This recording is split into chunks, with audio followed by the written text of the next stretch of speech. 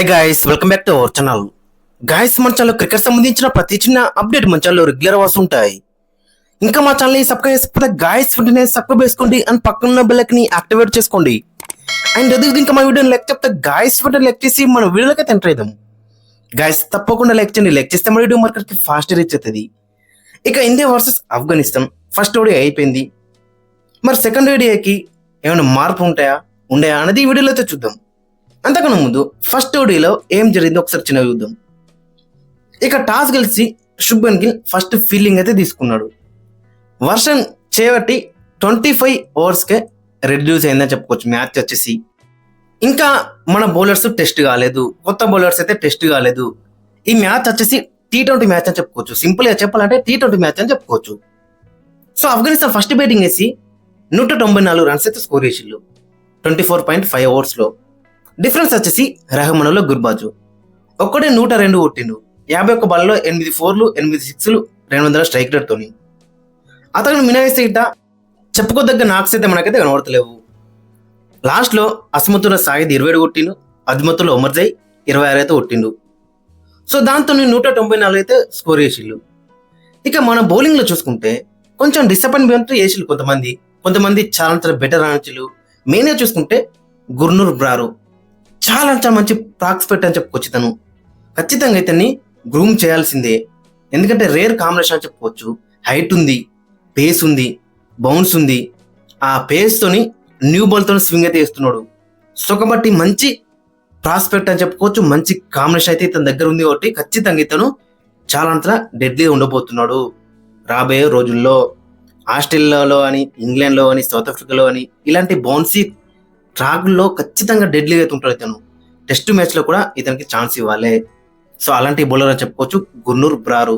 మనం లాస్ట్ మ్యాచ్లో చూసినాం కదా ఎందుకు ఇతనికి అంత హై పిచ్లో అంటే ఖచ్చితంగా ఇతని దగ్గర ఆ ఎబిలిటీ ఉంది, ఆ స్ట్రెంత్ ఉంది. సో ఆ పవర్ కూడా ఉంది ఇతని దగ్గర.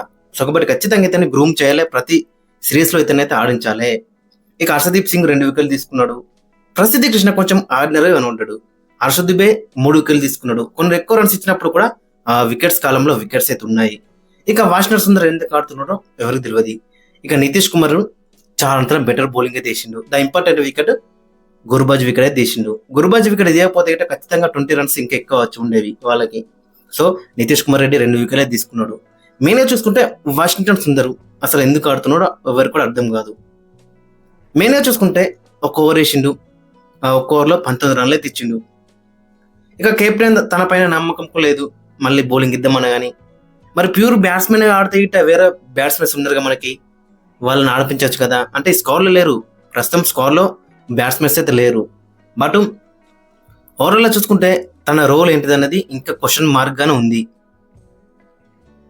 ఓన్లీ ఆ 2-3 ఓవర్లకి మరి అతని టీంలో అండ్ ప్లేయింగ్ లెవెల్ ఉంచుతారా అనేది బిగ్ క్వశ్చన్గా మనకైతే కనబడుతుంది.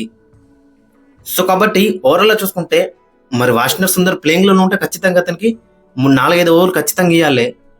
50 ఓవర్ల మ్యాచ్ అయితే ఖచ్చితంగా అతని దగ్గర నుంచి 8-9 ఓవర్లు అయితే ఎక్స్పెక్ట్ ఇస్తున్నాం. బ్యాటింగ్లో కూడా అతని దగ్గర నుంచి రన్స్ అయితే ఎక్స్పెక్ట్ ఇస్తున్నాం.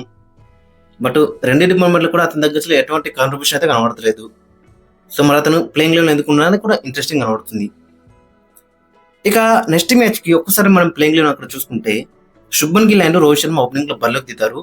ఇషాన్ కిషన్ 3లో, 4లో శ్రేయస్ అయ్యర్, 5లో కేఎల్ రాహుల్, 6లో నితీష్ కుమార్ రెడ్డి, 7లో హర్షదీప్ దుబే, 8లో వచ్చేసి కుల్దీప్ యాదవ్, వాషింగ్టన్ సుందర్. ఖచ్చితంగా లక్నోలో ఖచ్చితంగా స్పిన్నర్కి హెల్ప్ ఉంటుంది. కుల్దీప్ యాదవ్ ఆడితే బెటర్ అయితే ఉంటుంది ఇన్ ప్లేస్ ఆఫ్ సుందర్. ఇక 9లో హర్షదీప్ సింగ్, 10లో గుర్నూర్ బ్రార్, 11లో ప్రిన్స్ యాదవ్ కూడా ఛాన్స్ ఇవ్వాల్సిందే. తన హోమ్ గ్రౌండ్ ఐపీఎల్ ఇక్కడ చాలా మంచి ఆడిండు. సో కాబట్టి ప్రిన్స్ యాదవ్ కూడా ఛాన్స్ అయితే బెటర్ అయితే ఉంటుంది. 2 మార్పులు చేసే అవకాశం ఉంది. కుల్దీప్ యాదవ్ వస్తాడు అండ్ ప్రిన్స్ యాదవ్ వస్తాడు ఇన్ ప్లేస్ ఆఫ్ ప్రసిద్ధి Krishna and Washington Sundar. Guys మరి మీకు ఒప్పని అయితే కింద కామెంట్స్ అయితే మెంచండి. కుల్దీప్ యాదవ్ ఆడాలంటే ఖచ్చితంగా వాషింగ్టన్ సుందర్ ప్లేస్లోనే ఆడాలి. ఎందుకంటే డెబ్యూ మ్యాచ్లోనే హర్షదీప్ దుబే 3 వికెట్లే తీసుకున్నాడు ఆ పిచ్ మీదే. ఇలాంటి పిచ్లో ఖచ్చితంగా అతని దగ్గర నుంచి మంచి వికెట్స్ ఎక్స్పెక్ట్ అవుతాం, హెల్ప్ఫుల్గా ఉంటుంది లక్నో పిచ్ వచ్చేసి అతనికి. సో కాబట్టి హర్షదీప్ దుబే కంటిన్యూ అవుతాడు అండ్ సుందర్ ప్లేస్లో కుల్దీప్ యాదవ్కి ఛాన్స్ అయితే బెటర్ అయితే ఉంటుంది అండ్ ప్రసిద్ధి కృష్ణ ప్లేస్లో ప్రిన్స్ యాదవ్కి ఛాన్స్ అయితే బెటర్ అయితే ఉంటుంది. గైస్ మరి మీకు ఒప్పని అయితే కింద కామెంట్స్ అయితే మెంచండి అండ్ మీ యొక్క ప్లేయింగ్ లైన్ కూడా కింద కామెంట్స్ అయితే మెంచండి.